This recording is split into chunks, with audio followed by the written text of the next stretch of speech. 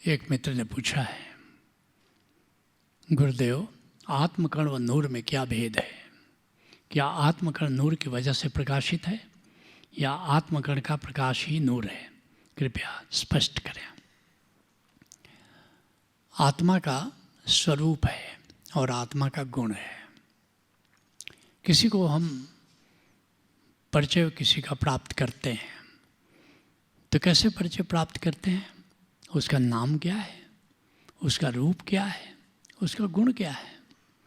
ऐसे ही जब हम आत्मा का भेद जानते हैं तो आत्मा का नाम क्या है, आत्मा का रूप क्या है और आत्मा का गुण क्या है। माना कि वो नाम बड़ा सूक्ष्म है, माना कि वो रूप बड़ा सूक्ष्म है, माना कि वो गुण बड़ा सूक्ष्म है, लेकिन जिस तरह किसी व्यक्ति का नाम, रूप और गुण है, ऐसे ही आत्मा का भी नाम, रूप और गुण है। और ध्यान है क्या? What is soul? यह नाम, रूप और गुण से जाना जाता है, लेकिन जानने की विधि क्या है? ये ध्यान है। Meditation is a deep intimacy with the soul. आत्मा से गहन परिचय प्राप्त की कला का नाम ध्यान है। तो क्या जानते हैं? आत्मा का नाम क्या है, अर्थात तुम आत्मा को किस रूप में जानना चाहते हो, उसी के अनुसार उसका नाम है। जैसे नाद,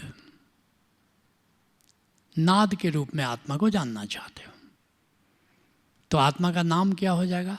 नाद। फिर उसका रूप क्या है? अब रूप है, मान लो अंतराकाश, अंतराकाश उसका रूप है। शुरू में तो इतना ही ध्यान में जानते हो, निराकार। अंतराकाश, निराकार।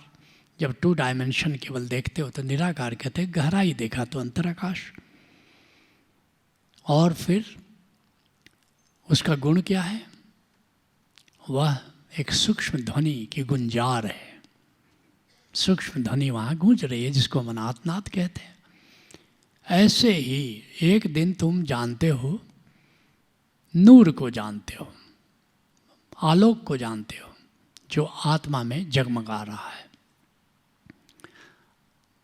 जब नूरमय आत्मा को जानते हो तो वहाँ आत्मा का नाम क्या हो जाएगा? आलोक, नूर। और उसका रूप क्या हो जाएगा? अब रूप देखोगे तो कई नामों से उसे संतों ने पुकारा है। आत्मकण, सोल मैट्रिक्स, किसी ने सहस्त्र दल कमल का, 1000 पेटल लोटस का, किसी ने मिस्टिक रोज का, किसी ने उसको गोल्डन फ्लावर कहा, किसी ने ओम मणि पद्मे हुम कहा, किसी ने उसको मानसरोवर कहा, किसी ने वो अमरपुर कहा।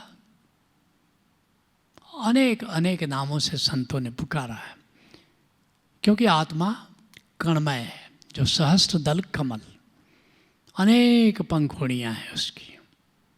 गोल्डन फ्लावर, चाइनीज मिस्टिक कहते हैं गोल्डन फ्लावर, क्योंकि उनकी साधना नाभि चक्र की है। लाओ त्से की साधना, चोंगसू की साधना। तब नाभि चक्र की साधना में अंतराकाश स्वर्णिम रंग का दिखता है, तो गोल्डन फ्लावर कह दिया। पश्चिम के मिस्टिक्स ने उसको मिस्टिक रोज कहा।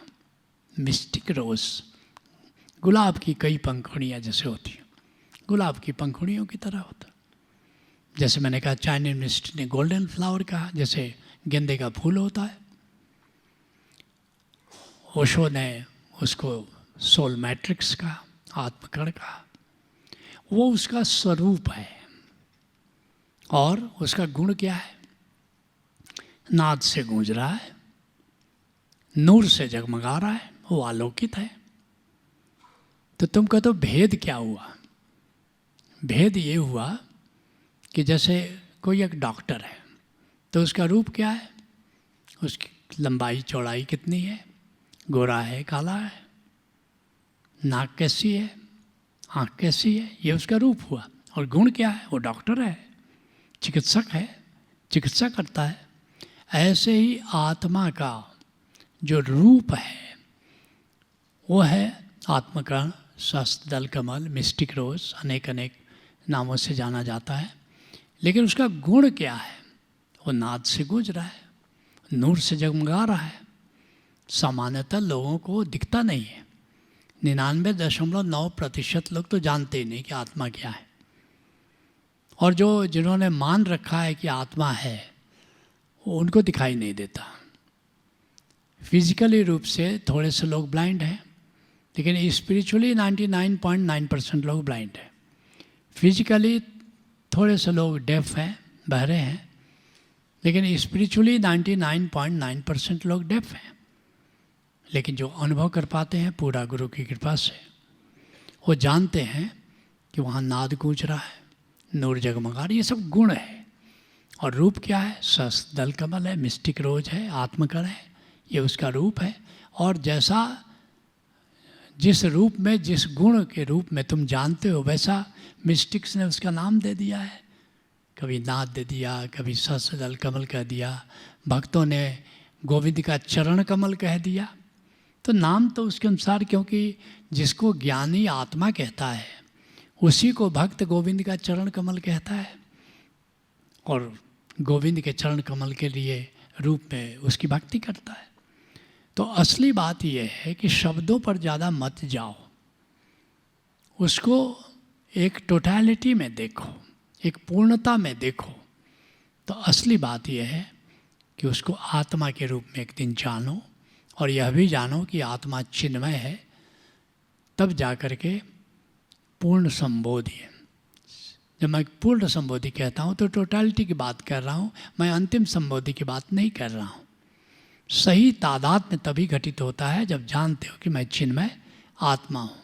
एक पूर्ण तादाद में कहो अपना।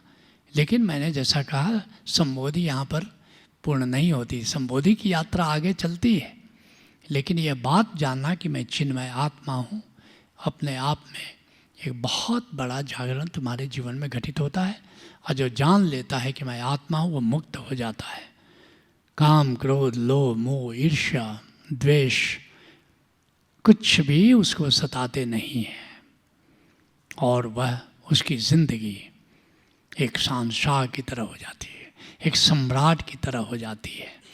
जैसे कोई शेर सपना देख रहा हो कि मैं भेड़ हूँ, मगर एक दिन सपना टूटता है, जान लेता है कि अरे मैं तो शेर हूँ। ऐसे जिस दिन संबोधि घटित हो जाती है, उस दिन तुम जान लेते हो कि मैं भीड़ का हिस्सा नहीं हूँ, मैं भेड़ नहीं हूँ, मैं शेर हूँ। सिंहन के लेहड़े नहीं, हंसन की नहीं पात, लालन की नहीं बोरियाँ, साध न चले जमात। कुछ ऐसी भाव दशा तुम्हारी बन जाती है। Let's acknowledge.